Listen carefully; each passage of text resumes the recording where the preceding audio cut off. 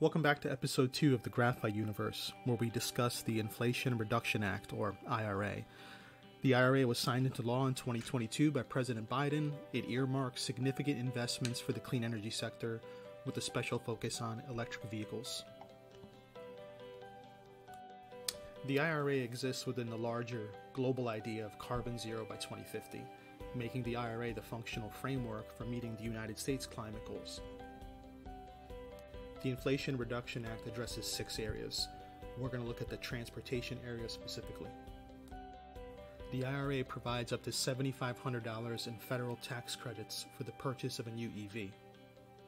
The credits have to do with whether the battery components were assembled or manufactured in North America and the percentage of the battery's critical minerals that came from the US or one of its free trade agreement partners.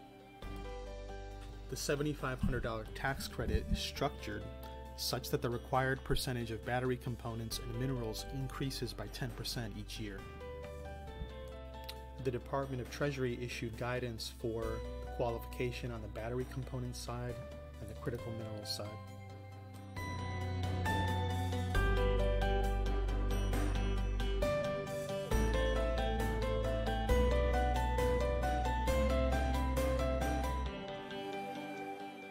Chapter 2, Section 45X and the FEOC. Section 45X is a production credit, so the government pays the credit directly to companies rather than monetizing it by reducing a company's tax liability. This makes lithium-ion batteries immediately $35 to $45 cheaper per kilowatt hour produced.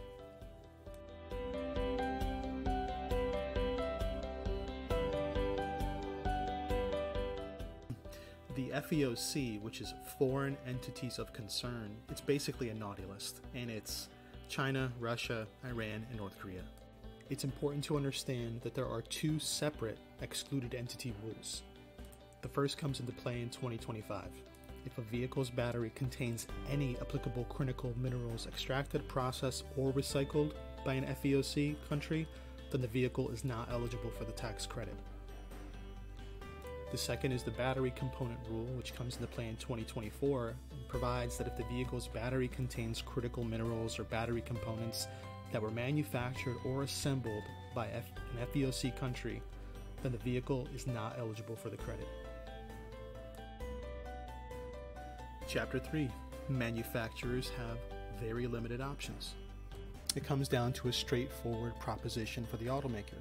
If you're an automaker, ensure that you obtain the manufacturing credit and that the consumer can obtain the $7,500 in credits available to them by establishing a tax credit qualified material and assembly supply chain. In conclusion, the Inflation Reduction Act has created a brand new market for qualified graphite and other critical minerals. We take a look at the graphite producers in the next several episodes.